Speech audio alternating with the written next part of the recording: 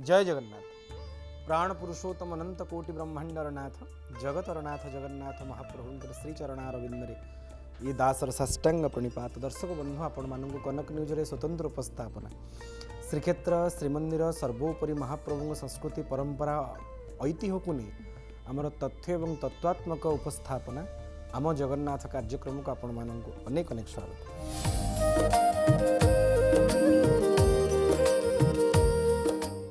दर्शक बंधु आपण आम कार्यक्रम माध्यम श्रीमंदिर अनेक कथा जानवा पाँच महाप्रभुंर अहेतुकी करुणा को निमित्त करी आपण संपूर्ण भाव में शास्त्रोक्त ढंग से बड़ देउलर भितर एवं बाहर बेढ़ा परिक्रमा करिवार क्रम संपर्क में जानिबा सहित अंतिम शेष पर्यायर जगन्नाथ महाप्रभुंर प्रत्यक्ष दर्शन लाभ कर सारी नारायणात् समारभ्य पुनः नारायण परम। वर्तमान परवर्ती पर्यायर दर्शक बंधु आम शुभारंभ करुचु महाप्रभुंर देव दुर्लभ द्वादश यात्रार वर्णना। आहा आपण माने समस्त जानते दर्शक बंधु महाप्रभुंर वर्षकर 12 मासरे 12 गोटी यात्रा अनुष्ठित होता जहाँ द्वादश यात्रा नाम अभिहित करते। जदि आप स्कंद पुराण उत्कलखंड पुरुषोत्तम महात्म्य को प्रमाण भाव में ग्रहण करेंगे स्वयं महाप्रभु निज मुखरे इंद्रद्युम्न कहते हे राजन आपण निश्चित भाव में मोर समस्त यात्रा विधान अनुष्ठान करेंगे। जी मोर यात्रा को अनुष्ठान करेबारे संपन्न करेबारे संपादन करेबारे सहायता प्रदान करिवो एवं ये यात्रा रे जे अंश ग्रहण करिवो से निश्चित भाव में महाप्रभुंर प्रिय पात्र हो पारिवो यह निसंदेह। मद भक्तानां विनोदार्थं करोमि विविधा क्रिया मो भक्त मानंकर विनोदन पाई आमोदन पाई भक्त मानन को आनंद प्रदान करिवा पाई महाप्रभु सकल यात्रा को संरचना करिसंते। से क्रम रे महाप्रभुंर अनेक यात्रा मध्यरु आपण माने समस्ते 12 मासरे 12 यात्रा को जानते जहाँ को शास्त्रोक्त ढंग से द्वादश यात्रा भाव में अभिहित करा जायछि। महाप्रभु निज मुखरे स्कंद पुराण उत्कलखंड पुरुषोत्तम महात्म्य 10 गोटी यात्रा संपर्क में वर्णना करिसंती एवं परवर्ती पर्यायर स्वयं जैमिनी आउ 2 गोटी यात्रा संपर्क में वर्णना करिसंती। ना कौन से यात्रा एवं से यात्रा कले कौन आनंद मिले ना मद भक्तानां विनोदार्थम केवल भक्त मानंकर आमोदन पाई विनोदन पाई जेणु ये भक्त बांछा कल्पतरु भक्तंकर बांछा को कल्प वृक्ष भाया परिपूर्ण करते महाप्रभु आनंद को वितरण करने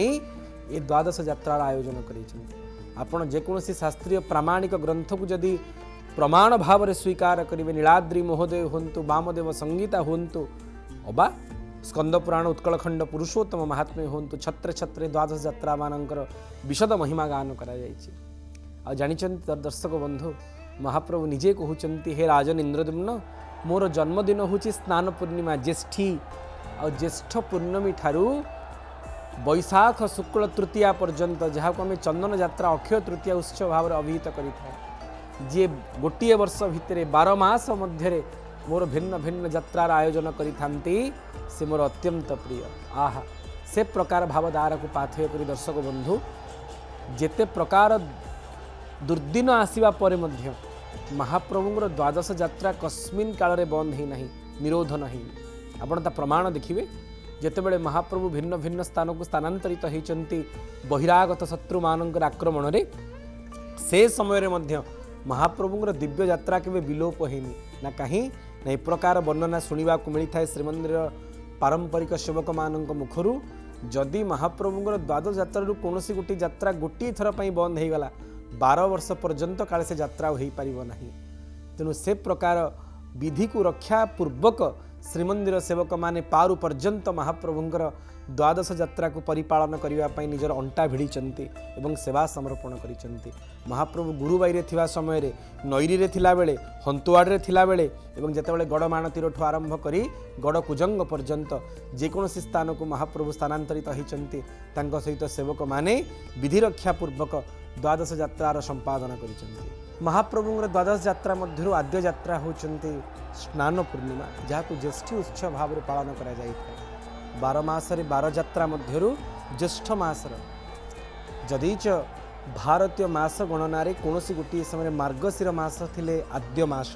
से मार्गशीर मासर अष्टमी को प्रथम अष्टमी भाव में पालन करा जाउथिबा स्थले मार्गशीर कृष्ण पक्ष एकादशी को उत्पन्ना एकादशी महारानी जन्मदिवस भाव पालन करा जाए। किंतु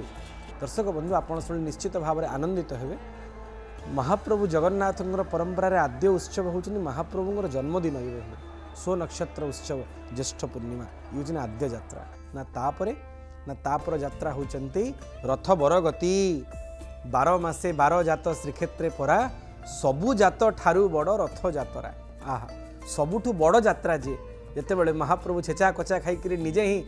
सुंदर भाव लीलानुक्रमण बाहर को बाहरी था आशा अडस्य शीते पक्षे द्वितीया पुष्य संयुते चराचर हितार्थाय घोष यात्रा विधीयते सचराचर जगतर मंगल विधान करने स्वयं प्रभु निजे बाहर को यात्रा करते। दर्शक बंधु महाप्रभु जो यात्रा केतेबेले महाप्रभु निजे स्वतंत्र भाव चलाचल को ग्रहण पूर्वक यात्रा आरंभ करिथांती तो केतବେଳେ निजर उत्सव मूर्ति माने यात्रा करती जहाँ चलती प्रतिमा बोली श्रीमंदिर शब्दकोश शब्दायित करा जाय थाए। किंतु महाप्रभुंकर द्वादश यात्रा मध्य दुई गोटी यात्रा प्रभु निजे बाहर को बाहरती ना कौ यात्रा ना मूर्छी लोड़ा इला नीला चल लीला इच्छित पामर संसर्ग खरा बरसारे धरा रहिबारे दांडे भरा भर सराग थरे खरारे थरे वर्षारे महाप्रभु रहिबार सराग थाए बोली निजे बाहर को बाहरते। प्रथम खरा ज्येष्ठ पूर्णिमा जन्मदिन महाप्रभु बाहर स्व नक्षत्र उत्सव आ वर्षारे आषाढ़ शुक्ल द्वितीय तिथि महाप्रभुर दिव्य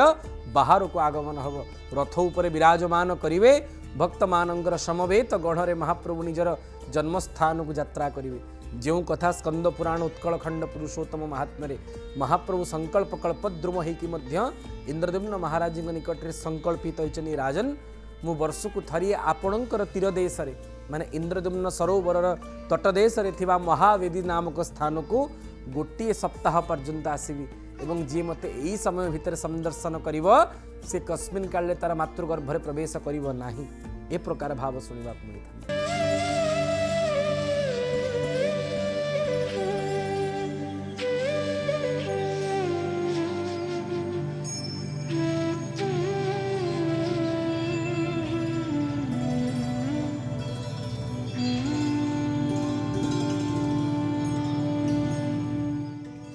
ओडिया जातिर मौड़मणि महाप्रभु श्री जगन्नाथंकर द्वादश यात्रा 12टी यात्रा को नहीं महाप्रभु श्री जगन्नाथ इंद्रदुम्न को कहिथिबा नै कुहा जाय। किए कहती इंद्रदुम्न ब्रह्मांक ठारू एक कथा शुणी आम चर्चा करबा ए संपर्क में श्री जगन्नाथ संस्कृतिर अनन्य गवेषक डॉक्टर अंबरीश शतपथी आम सहित अच्छा सर स्वागत करुच्छे आपण सर द्वादश यात्रार कथा ए द्वादश यात्रा को लेकिन केवेठू आरंभ होइछि बोली जणा जाय भिन्न भिन्न ग्रंथरे यहाँ को लेकिन कौन कहुई जो इंद्रदुम्न को कही महाप्रभु किए कहती ब्रह्माता को कही ब्रह्मा को महाप्रभु कही कौन सब कहुई महाप्रभुंकर लीला रहस्य अति रहस्यमय से कहुई जा लीला देवे अगोचर के वर्णी पारे लीला तार भगवान जगन्नाथ होउचंती अनंत तांकर कथा मध्य अनंत जालीला देवे अगोचर के वर्णी पारे लीला तार तेणु भगवान को लीला विषय साधारण मनुष्यटी कौन जान जो विश्व ब्रह्मांडर मालिक आउ विषय आम जदि अधिक जाना चाहिए यही प्रश्नर उत्तर केवल गोटे उत्तर मिल सर्वम रहस्यम पुरुषोत्तमस्य देवान जानती कुतवा तथापि जदि आप प्रश्न करिसंती कि जगन्नाथ महाप्रभुंकर ये जो 12 मासर 13 यात्रा जो भक्त सबु बेले चाही थाए केमिति प्रभुंकर लीला दर्शन करने उत्कलीय कवि भाषा 12 मासे 13 यात्रा देखुथिबी श्रीक्षेत्रे होई भिकारी साधु संतंकर बोलाई किंकर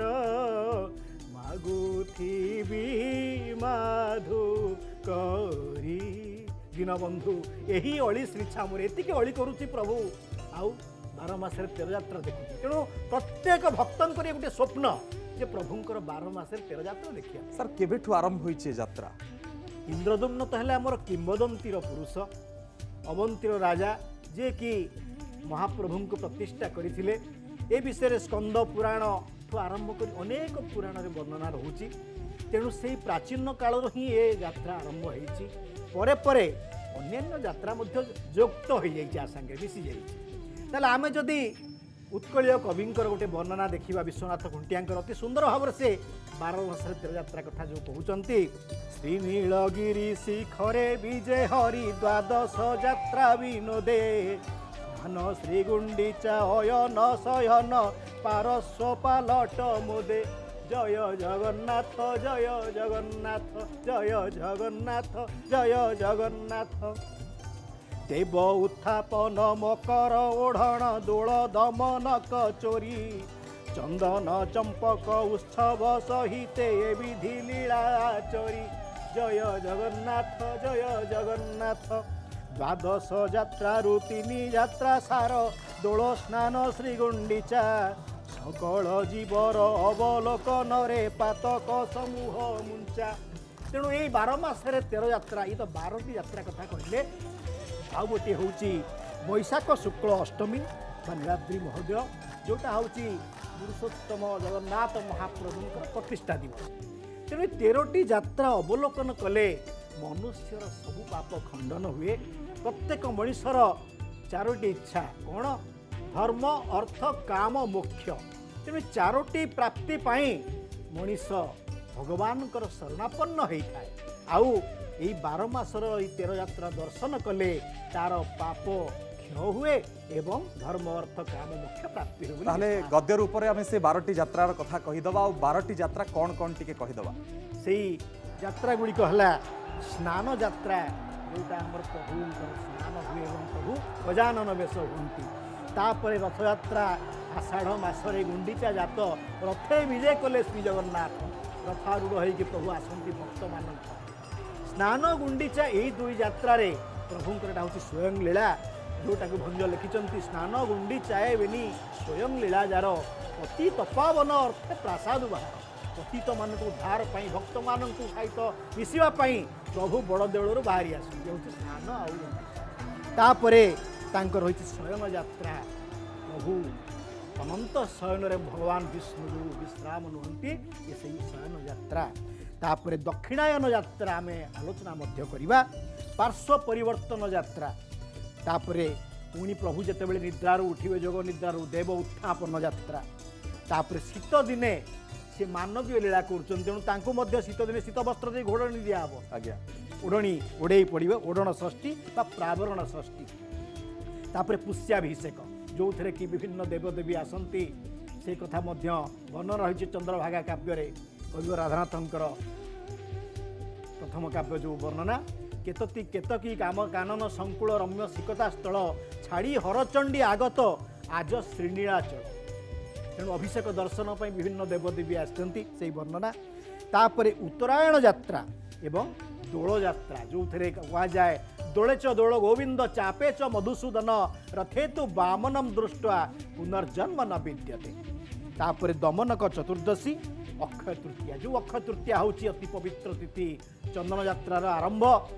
रथ काठर अनुकूल आउ से दिन भक्त कवि जयदेव जन्म होते परशुराम अवतार क्षत्रिय रुधिरमये जगत गत पापम स्नपयसी पयसी समित भव तापम केशव धृत भृगुपति रूप जय जगदीश हरे से भृगुपति रूप से आविर्भाव होती जगन्नाथ महाप्रभु एठी मानवीय लीला प्रभु प्रभु प्रभु गाधांती प्रभु को ज्वर हुए प्रभु जातरे जाती प्रभु कड़ लेउटांती प्रभु शुअंती उठंती ये सब कथा ये द्वादश यात्रा भितर अच्छी तेणु ये गोटे एते बड़ कथा आम जदि आलोचना करवा स्वल्प समय भर केवे तो सरबनी कहीं महाप्रभु लीला विषय आम कहे ब्रह्मांड माड़ माड़ हो जा लोमकूपे छंती रही जार लोमकूपे माड़ माड़ ब्रह्मांड तांको विषय जदि आलोचना करवा केते विराट हम भावतु आउ भक्त भक्ति डोर बांधि रख कहीं से सब भक्त को भल पाते से कहुई से तो भक्त भाव बंधारे से तो भक्त जीवन तेणु भक्त को सब प्रभु उच्च आसन देइचंती एवं भक्त पाई ही सब लीला कर दोल यात्रा समय भगवान पुणी दोल बेदी रही घर घर बुलती भोग खाया केड़े बड़ कथा भगवान आसुनी भक्त घर को एभली आमर जगन्नाथ संस्कृतिर कथा रही सब किंतु ये दुईटी यात्रा ये द्वादश यात्रा भितर केवल महाप्रभु रत्न सिंहासन छाड़ी आसती स्नान यात्रा और घोष यात्रा ଆଉ ବାକି ସବୁ ଯାତ୍ରାରେ ଦୋଳ ଯାତ୍ରା ସମୟରେ ମଧ୍ୟ ଆସୁଥିଲେ। ସେତେବେଳେ ଗୌଡ଼ିଆ ଗୋବିନ୍ଦ ଦେବ ଶାସନ କରୁଥିଲେ। ଔରଙ୍ଗଜେବଙ୍କ ସମୟ ଦୋଳ ଯେଉଁ ଝୁଲଣ ସେ ଛିଣ୍ଡି ପଡ଼ିଲା ଏବଂ ପ୍ରଭୁଙ୍କର ଅଙ୍ଗ କ୍ଷତାକ୍ତ ହୋଇଥିଲା। ସେଇ ଦିନଠାରୁ ଆଉ ବିଗ୍ରହ ଆସୁନାହାନ୍ତି, ବରଂ ମଦନ ମୋହନ ଏସବୁ ଆସି ଯାତ୍ରା କରୁଛନ୍ତି। ସାର୍ ଆପଣଙ୍କୁ ଅନେକ ଅନେକ ଧନ୍ୟବାଦ। ଡକ୍ଟର ଅମ୍ବରୀଶ ଶତପଥୀ ଥିଲେ ଆମ ସହିତ, ଶୁଣୁଥିଲେ ଦ୍ୱାଦଶ ଯାତ୍ରା ସମ୍ପର୍କରେ। ଏ ଦ୍ୱାଦଶ ଯାତ୍ରାର ସୃଷ୍ଟି କେବେଠାରୁ ସେ ସମ୍ପର୍କରେ ମଧ୍ୟ ଶୁଣୁଥିଲେ। ଆଉ ଦ୍ୱାଦଶ ଯାତ୍ରା କିଭଳି ଭାବରେ ମହାପ୍ରଭୁଙ୍କର ସେ ମାନବୀୟ ଲୀଳାକୁ ବର୍ଣ୍ଣନା କରିଛି ସେ ସମ୍ପର୍କରେ ଶୁଣୁଥିଲେ। ଜୟ ଜଗନ୍ନାଥ। ନା ତୃତୀୟ ଯାତ୍ରା ନା ମହାପ୍ରଭୁଙ୍କର ଅୟନ, ନା ଅୟନ ମାନେ ଯାହା ସମ୍ପର୍କରେ ଜୈମିନୀ ବର୍ଣ୍ଣନା କରିଛନ୍ତି ସ୍କନ୍ଦ ପୁରାଣ ଉତ୍କଳ ଖଣ୍ଡରେ। ଅୟନ ଦର୍ଶକ ବନ୍ଧୁ ମହାପ୍ରଭୁଙ୍କର ସମସ୍ତ ଯାତ୍ରାରେ ଆପଣ ଦିନ ଚର୍ଚ୍ଚା, ଋତୁ ଚର୍ଚ୍ଚା ଏବଂ ତାଠାରୁ ବଡ଼ ବିଜ୍ଞାନ ଏବଂ ଭୂଗୋଳର ମହାମିଶ୍ରଣ ଦେଖିବାକୁ ପାଇବେ। ନା ଅୟନ ଦୁଇଟା ସୂର୍ଯ୍ୟଙ୍କର ଅୟନ ରହିଛନ୍ତି, ଅର୍ଥାତ୍ ଗତି ରହିଛନ୍ତି। ଗୋଟେ ଉତ୍ତରକୁ ଅୟନ, ଯାହାକୁ ଆମେ ଉତ୍ତରାୟଣ ନାମରେ ନାମିତ କରୁଛେ, ଗୋଟେ ଦକ୍ଷିଣକୁ ଅୟନ,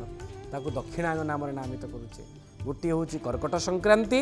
ଆଉ ଗୋଟେ ହେଉଛି ମକର ସଂକ୍ରାନ୍ତି। ଦ୍ୱାଦଶ ଯାତ୍ରା ମଧ୍ୟରୁ ଦର୍ଶକ ବନ୍ଧୁ ମହାପ୍ରଭୁଙ୍କର ଭୌଗୋଳିକ ପୃଷ୍ଠଭୂମି ଉପରେ ପ୍ରତିଷ୍ଠିତ ଯାତ୍ରା ହେଉଛନ୍ତି ଏ ପ୍ରକାରର ଅୟନ ଯାତ୍ରା, ଯାହାକୁ ଆମେ ଦକ୍ଷିଣାୟନ ଯାତ୍ରା ବୋଲିକରି କହୁଛେ। ଯେଣୁ ଆମ ଯାତ୍ରାର କ୍ରମ ଶୁଭାରମ୍ଭ ହୋଇଛନ୍ତି ମଞ୍ଚ ସ୍ନାନ ଠାରୁ। ମଞ୍ଚ ସ୍ନାନ ମାନେ ସ୍ନାନ ପୂର୍ଣ୍ଣିମା ଜ୍ୟେଷ୍ଠୀ ଉତ୍ସବ, ପରବର୍ତ୍ତୀ ପର୍ଯ୍ୟାୟରେ ରଥ ବରଗତି, ଶ୍ରୀଗୁଣ୍ଡିଚା ଯାତ୍ରା ଏବଂ ତାପରେ ଦକ୍ଷିଣାୟନ ସଂକ୍ରାନ୍ତି। ନା ତାପରେ ନା ମହାପ୍ରଭୁଙ୍କର ଶୟନ ଯାତ୍ରା। ଆହା, ମହାପ୍ରଭୁ ଶୋଇପଡ଼ିବେ ନା କେବେ? ନା ଆଷାଢ଼ ମାସ ଶୁକ୍ଳ ପକ୍ଷ ଏକାଦଶୀ ଦିନ ମହାପ୍ରଭୁଙ୍କର ଦିବ୍ୟ ଶୟନ ଉତ୍ସବ ଅନୁଷ୍ଠିତ। ଆପଣମାନେ ସମସ୍ତେ ଜାଣନ୍ତି ହରି ଶୟନ ଯେବେ ହେଇଯିବ ସଂସାରରେ ଚତୁର୍ମାସ କାଳ ଆରମ୍ଭ ହେବ, ଅଶୁଦ୍ଧ କାଳ ଆରମ୍ଭ ହୋଇଗଲା। 4 ମାସ କାଳ କୌଣସି ନ୍ୟାସ, ପ୍ରତିଷ୍ଠା, ବିବାହ, ବ୍ରତଘର, ମାଙ୍ଗଳିକ କାର୍ଯ୍ୟ ଆପଣ ଦେଖିବାକୁ ପାଇବେ ନାହିଁ। ବିଚିତ୍ର ମଣିମା ମହାପ୍ରଭୁଙ୍କର ଲୀଳା। ନା ତାପରେ କ'ଣ ହେବ? ନା ତାପରେ ମହାପ୍ରଭୁଙ୍କର ପାର୍ଶ୍ୱ ପରିବର୍ତ୍ତନ ଯାତ୍ରା। ଆମେ ଏ ପର୍ଯ୍ୟନ୍ତ ଭଗବାନ ଜଗନ୍ନାଥ ମହାପ୍ରଭୁଙ୍କର ପ୍ରାୟ 5 ଗୋଟି ଯାତ୍ରା ସମ୍ବନ୍ଧୀୟ ଚର୍ଚ୍ଚା କଲେଣି। ପ୍ରଥମେ ସ୍ନାନ, ତାପରେ ରଥ, ତାପରେ ଦକ୍ଷିଣାୟନ ସଂକ୍ରାନ୍ତି, ଚତୁର୍ଥରେ ମହାପ୍ରଭୁଙ୍କର ଦିବ୍ୟ ଶୟନ ଉତ୍ସବ। ଆପଣଙ୍କ ମନରେ ଶଙ୍କା ଉତ୍ପନ୍ନ ହେଉଥିବ, ଯେଉଁ ମହାପ୍ରଭୁ ଶୋଇପଡ଼ିଲେ ଜଗତ ଶୋଇପଡ଼ିବ ଏବଂ ଯେଉଁ ମହାପ୍ରଭୁ ଜାଗ୍ରତ ହୋଇଗଲେ ଜଗତ ଜାଗ୍ରତ ହୋଇଯିବ। ଯଦି ସିଏ ଶୋଇପଡ଼ୁଛନ୍ତି ତାହେଲେ ଜଗତ ରହୁଛି କେମିତି କୁହନ୍ତୁ? ଦର୍ଶକ ବନ୍ଧୁ, ଏ ଭାବାତ୍ମକ କଥା। ଯଦିଚ ମହାପ୍ରଭୁ ନିଜେ ବୈକୁଣ୍ଠରେ ଥିବା ପରେ ମଧ୍ୟ ଭିନ୍ନ ଭିନ୍ନ ଅବତାରମାନ ଗ୍ରହଣ କରନ୍ତି। ଯେତେବେଳେ ବୈକୁଣ୍ଠନାଥ କୃଷ୍ଣାବତାର ଗ୍ରହଣ କରନ୍ତି, ସେ କ'ଣ ବୈକୁଣ୍ଠ ଖାଲି କରିକିରି ଆସନ୍ତି କି? ବୈକୁଣ୍ଠକୁ ରିକ୍ତ କରିକିରି ଆସନ୍ତି ନାହିଁ। ସେମିତି ମହାପ୍ରଭୁ ନିଜେ ରତ୍ନସିଂହାସନର ଚକା ବୈଠି ଉପରେ ମଣ୍ଡିତ ହୋଇକରି ବିରାଜମାନ କରିବା ପରେ ମଧ୍ୟ ନିଜର ଶୟନ ଉତ୍ସବଙ୍କର ମାଧ୍ୟମରେ, ଶୟନ ପ୍ରତିମାଙ୍କ ମାଧ୍ୟମରେ ଶୟନ ପାଇଁ ଯାଆନ୍ତି। ତେଣୁ ସେଥିପାଇଁ ମହାପ୍ରଭୁ ରତ୍ନସିଂହାସନରେ ଥାଇକରି ମଧ୍ୟ ନିଜର ଶୟନ ପ୍ରତିମାଙ୍କ ମାଧ୍ୟମରେ ଶୟନକୁ ଅବଧାନ ହୁଅନ୍ତି ଏବଂ ଶୟନ ଯାତ୍ରାକୁ ସମ୍ପାଦନ କରନ୍ତି। ଏବଂ ତାପରେ ପାର୍ଶ୍ୱ ପରିବର୍ତ୍ତନ ଯାତ୍ରା ଠିକ୍ 2 ମାସ ପରେ ସୁକୁମାରିଆ ଦିଅନ୍ତ ଯେତେବେଳେ 2 ମାସ କାଳ ଶୟନ କରିବେ, ପେଡ଼ା ତାଟ ଭିତରେ ମୁଦ ହେଇକରି ଶୟନ ଘରେ, ଦେଉଳ ଭିତରରେ ଜଗମୋହନରେ ଥିବା ଖଟସେଜ ଘରର ଉର୍ଦ୍ଧ୍ୱ ଭାଗରେ ଯେଉଁ ଘର ଥାନ୍ତି ଶୟନ ଗୃହ, ସେଠି ମହାପ୍ରଭୁ ଶୟନ କରିଥିବେ। ଶୟନ ପ୍ରତିମା ନାରାୟଣ, ବାସୁଦେବ ଏବଂ ଭୁବନେଶ୍ୱରୀ ସ୍ୱରୂପରେ ଶୟନ କରିଥିବେ। 2 ମାସ ପରେ ମହାପ୍ରଭୁଙ୍କର ପାର୍ଶ୍ୱ ପରିବର୍ତ୍ତନ ଯାତ୍ରା ହେବ ଏବଂ ତାର ଠିକ୍ 2 ମାସ ପରେ କାର୍ତ୍ତିକ ଶୁକ୍ଳ ଏକାଦଶୀ ଦିନ ମହାପ୍ରଭୁଙ୍କର ଉତ୍ଥାପନ ହେବ। ये 6 गोटी यात्रा संपर्क में आप आज श्रवण कले। आसंता काली सामग्रिक भाव में दर्शक बंधु आउ 6 गोटी यात्रा कौन कौन यात्रा महाप्रभु संपूर्ण भाव में ऋतुकालीन चर्चा ठू आरंभ कर दिनकालीन चर्चा पर्यंत संपादन करुँचे से संबंध में जाना आगामी अध्याय से पर्यंत मणिमा महाप्रभु मन भरी भल पाऊ आम कार्यक्रम सहित जोड़ी ही था आ शांतर करुणा को निमित्त करी जीवन सरणी को जगन्नाथमय करूँ। जय जगन्नाथ। मु सत कहवाक गले जगा तो सबकि जाने तो ताकू आपन जेते मागिबे जेते आपन कहिबे से आपन को आहुरी बुलेबे से गोटे भावर ठाकुर बुझिले तो आपन तांकू केबे भी माने केबे भी मु मो मन कथा कहूँ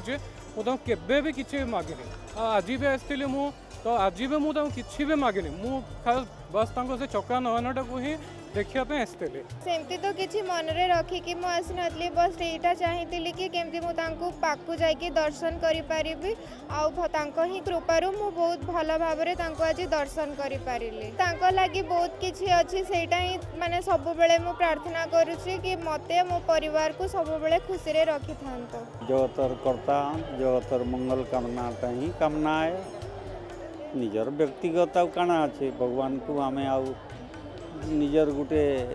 आज्ञा बह भाविका नहीं भावमा भगवान तु बड़ लोक आउ जेनटा भल है तु कर संसार सुखी रहू कहबार कथा ठाकुर अपूर्व नीला ठाकुर को आपणकर जिते असुविधा थे ठाकुर को दर्शन करने आसिले बहुत सुविधा आप दर्शन करेंगे ठाकुर एमती गोटे अच्छी नीला आपड़ जिते दुख कष्ट आसिले भी दर्शन करवाटा पूरा आशा भलरे ठाकुर दर्शन करेंगे ठीक सुविधा जांच करेंगे ठीक सुविधा नहीं घरे पहुँचे ठाकुर ये हूँ महिमा।